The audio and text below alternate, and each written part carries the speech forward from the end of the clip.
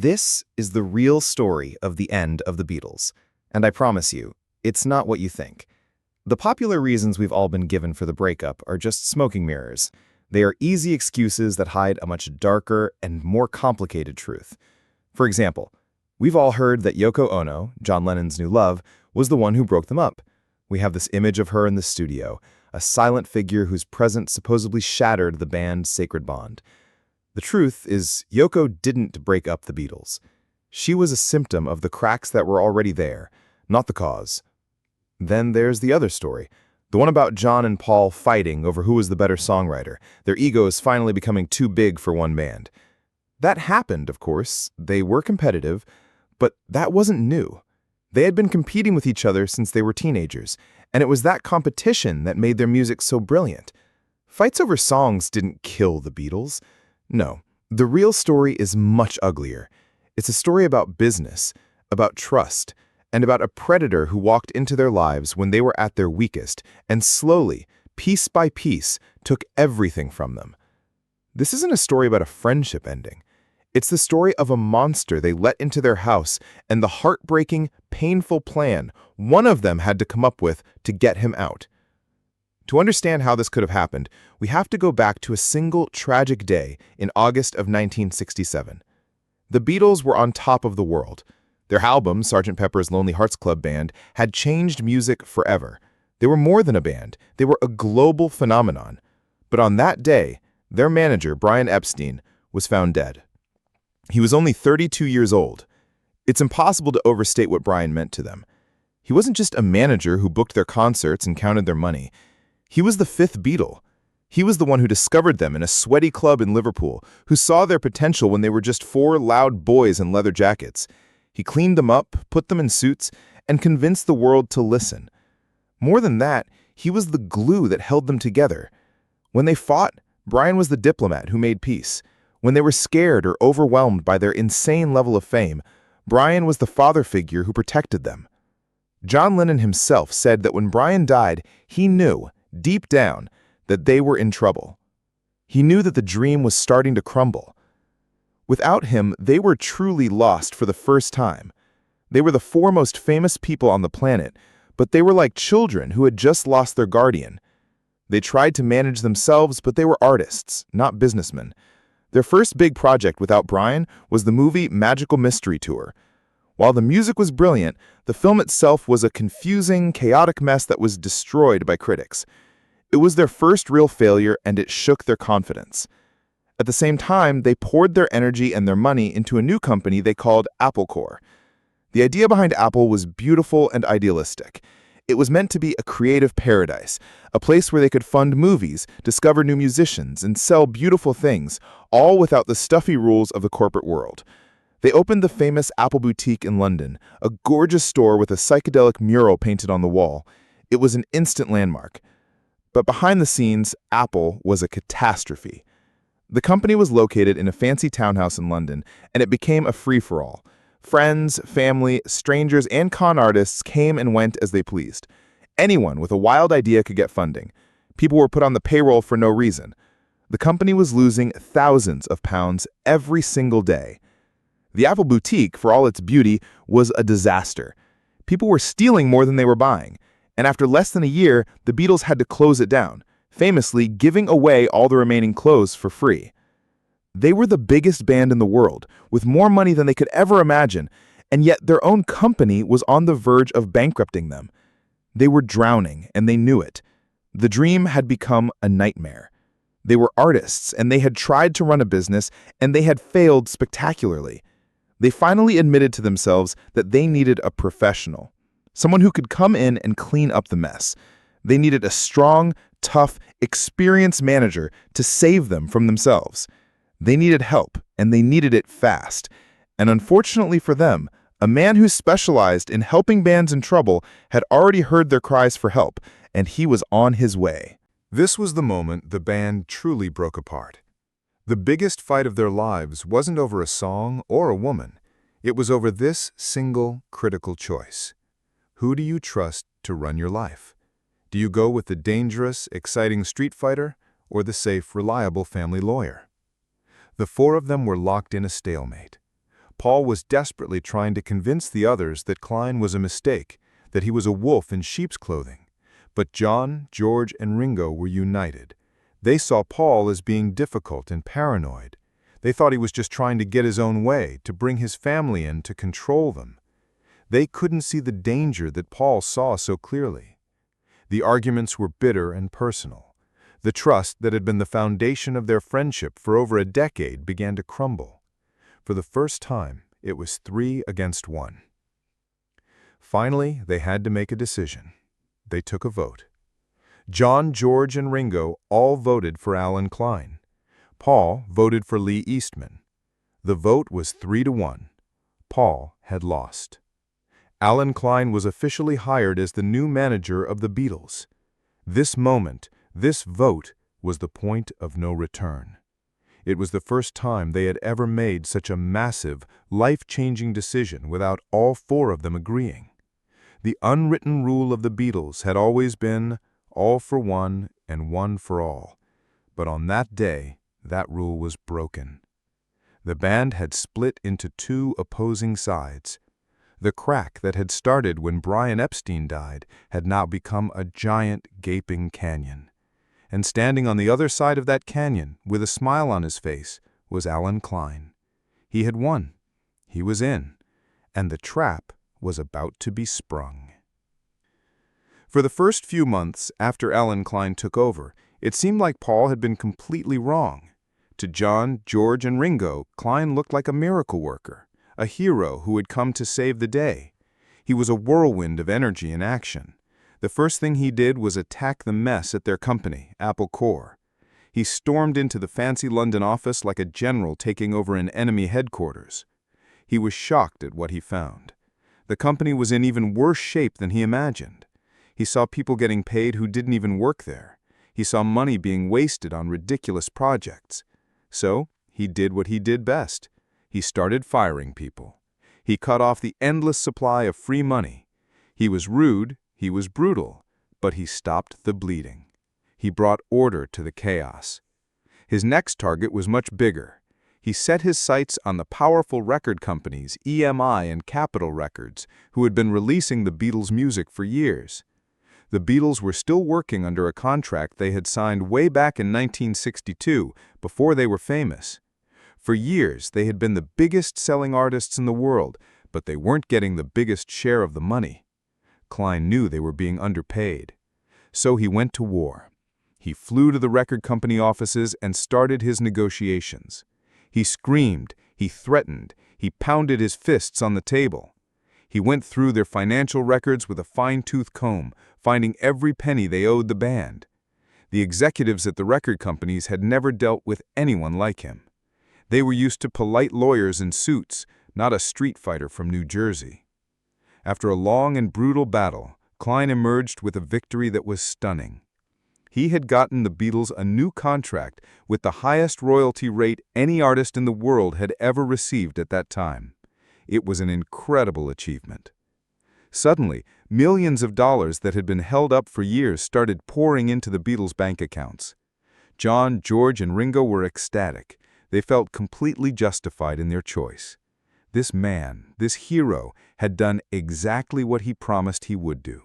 He had fought for them, and he had won. In their eyes, Paul's continued distrust of Klein now seemed completely unreasonable. They saw Paul as being stubborn and paranoid, unable to admit that he had been wrong. The tension between them grew even worse. They felt that Paul was standing in the way of their success, while this new man was making them richer than they had ever been. They trusted Klein completely, and that trust was the bait in the trap. The trap itself wasn't hidden in a secret plan. It was written down in black and white, on the pages of the management contract that Klein had prepared. John, George, and Ringo, overjoyed with their new riches, signed it without thinking twice. But Paul, whose instincts were still screaming that something was wrong, refused. He would not put his name on that piece of paper. He saw the danger that the others were blind to. The contract looked simple enough on the surface, but it contained a hidden detail that was devastating. It gave Alan Klein a massive 20% commission on all the Beatles' earnings. That was high, but not unusual. The truly diabolical part was how he got that commission. The contract stated that Klein would be paid 20% of the band's gross income, not their net profit. This is a huge difference, and it's the key to the entire story. Getting paid on the net means you get a percentage of the profits that are left over after all the bills and expenses are paid. But getting paid on the gross means you get your percentage right off the top before any of the bills are paid. To put it simply, it meant that even if the Beatles as a band were losing money, even if their expenses were higher than their income, Klein would still get his 20% of every single dollar that came in. He could not lose. It was a license to print money for himself, with no risk. But even that wasn't the worst part. The worst part, the final turn of the screw, was a simple but brutal fact of British law. The Beatles were not just a band, they were a legal business partnership. And under the law, if a majority of the partners in a business agree to a contract, it legally binds the entire partnership. That means that even though Paul had refused to sign the contract, it didn't matter. Because John, George, and Ringo had signed it, the vote was 3-1. The law said that Paul was trapped right along with them. With those 3 signatures, the trap was sprung. The Beatles, the most famous, most beloved, and most powerful band on the planet, had just lost control of themselves. Their name, their music, their legacy, and their financial future were now effectively under the control of Alan Klein's company. They had willingly handed over the keys to their kingdom to a man who had designed a system where he would always win, even if they lost. This was the big secret. This was the ugly truth that was hidden behind all the headlines and the hit songs. The Beatles were no longer their own. They were now just another asset in Alan Klein's empire. And they had no idea what they had just done. Klein knew that if the news got out that John had left the band, it would be a disaster for the business deals he was making. He was in the middle of negotiating a new, even more profitable contract with Capitol Records in America. And that contract was based on the idea that the Beatles were still a functioning band who would be delivering new albums. A breakup would destroy his leverage. So he convinced John to keep his departure a secret. He told him it was for the good of everyone, to protect their money. And so the Beatles became a ghost. They became a zombie band, officially dead, but forced to keep walking and smiling for the public. Also, their manager could continue to profit from their name. This deception was a heavy burden for all of them, especially Paul, who knew the band was finished but had to pretend that everything was fine. It was the ultimate proof that the art no longer mattered. The Beatles were now just a product, a brand to be managed and exploited by Alan Klein. The final insult, the moment that pushed Paul McCartney past his breaking point and forced him to take drastic action, came in the spring of 1970. Alan Klein, always looking for another way to make money from his prize asset, decided to release one more album. He took a mountain of old, unfinished tapes that the band had recorded a year earlier during the miserable sessions for a project that was supposed to be called Get Back. The sessions had been a disaster, and the tapes were a mess. So Klein, without consulting Paul, hired the famous American producer Phil Spector to try and turn the messy tapes into a releasable album. The album would be called Let It Be. Phil Spector was known for his unique production style, called the Wall of Sound. He loved to take songs and add massive orchestras, huge choirs, and layers of echo. He was the opposite of the raw, back-to-basic sound the Beatles had originally intended for the project. Spector took one of Paul's most beautiful and simple songs, a heartbreaking piano ballad called The Long and Winding Road, and he transformed it into something Paul didn't even recognize. Without ever speaking to Paul or asking for his permission, Spector smothered the delicate song with a giant syrupy orchestra, a booming choir of female voices, and dramatic horns. When Paul was finally sent a copy of the finished album and heard what had been done to his song, he was beyond furious. He was disgusted. To him, it was an act of artistic vandalism. His personal, heartfelt song had been defaced, turned into a sentimental, over-the-top production, and it had all been done under the authority of Alan Klein. This was the final straw. The business had not just corrupted their friendship, it was now corrupting their art. Paul knew he had to do something. He could not let this stand. He had to get out, no matter what it cost him. After the horror of hearing his music butchered without his consent, Paul McCartney knew he was out of options. He was trapped in a business partnership with 3 men who no longer trusted him, and all of them were under the thumb of a manager he considered to be a villain. He had tried to reason with them, he had tried to warn them, but nothing had worked. He felt completely helpless. The band was already dead. John had already left, but their legal and financial lives were still tangled together in a knot that was controlled by Alan Klein. Paul realized there was only one way out. It was a terrible, painful, and drastic option, but it was the only one he had left. He had to blow everything up to be free. And so, on the very last day of 1970, Paul McCartney's lawyers walked into the High Court of Justice in London and filed a lawsuit. The lawsuit asked a judge to formally dissolve the legal partnership of the Beatles. The moment the news broke, the world exploded. The headlines were brutal and immediate. Paul sues the Beatles. The dream is over. To the public, to the millions of fans who loved them, this was the ultimate act of betrayal. It looked like Paul, the one they had always seen as the charming, friendly Beatle, was suing his 3 best friends, the men who were like his brothers. He was instantly branded as the man who killed the Beatles. He became the villain of the story overnight, a role he would be forced to play in the public eye for decades. The hatred he received was immense. He was seen as arrogant, selfish, and greedy. But the world didn't know the secret that you now know. The world didn't know that this lawsuit wasn't an attack, it was an escape plan. You see, under the complex rules of British law, this was his only move. Because the Beatles were a legal partnership, there was no simple way to fire a manager that 3 of the 4 partners wanted. The only way to legally break the contract they had all been trapped in with Alan Klein was to break up the partnership itself. He had to sue the band to fire the manager. He had to take his friends to court, not because he wanted to fight them, but because it was the only legal mechanism he had to sever their connection to Klein and free them all from his control. It was a heartbreaking choice. He had to endure being seen as the bad guy by the entire world in order to save not only himself, but his friends from the disastrous mistake they had made. It was a public sacrifice, and he paid a terrible price for it. The court case was as ugly as you can imagine. It pitted brother against brother in a public forum. John, George, and Ringo, who were still under the influence and control of Alan Klein, were furious with Paul. They saw the lawsuit as a personal attack.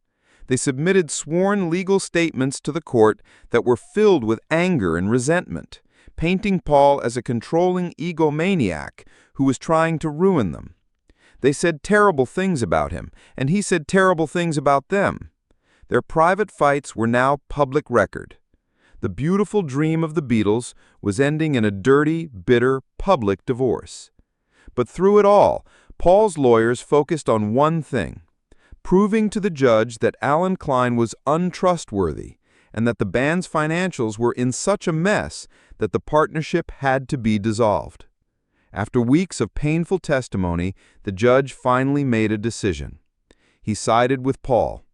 He ruled that the band's affairs were in chaos and appointed a neutral person, a receiver, to take over their finances. With that one decision, Alan Klein was officially frozen out. He had lost his power over them. Paul's desperate, painful plan had worked. They were free. In the years that followed the lawsuit, the anger and bitterness slowly began to fade, and the final, tragic truth of the story began to emerge. As John, George, and Ringo started to deal with their own finances without Paul, They began to see what Paul had been trying to tell them all along. They started to find problems in the deals Klein had made. They started to question where all the money had gone. And eventually, the inevitable happened. They realized that Paul had been right. The man they had chosen as their savior was not who he seemed. And so, in a sad and ironic twist, both John and George would end up turning on Alan Klein themselves. They launched their own series of vicious lawsuits against him, accusing him of misrepresentation and financial mismanagement. The legal battles went on for years, costing them millions more dollars. The hero they had hired had become their enemy, just as Paul had predicted.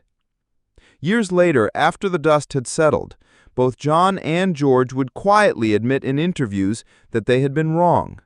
They acknowledged that Paul had been right about Klein from the very beginning. It was a quiet vindication for Paul, but it came at a terrible cost. The greatest band in the world had been destroyed in the process. And so the ugly truth is this: the Beatles' friendship wasn't killed by a fight over music, and it wasn't destroyed by a woman sitting in on their recording sessions. It was killed by a legal document. It was destroyed by a bad business deal made in a moment of panic and desperation. It's a tragic, cautionary tale about what can happen when art and friendship get tangled up with greed and power. It forces us to ask one final, sad question. Can any friendship, no matter how strong or how magical, truly survive being turned into a billion-dollar business? For the Beatles, the answer was a heartbreaking no.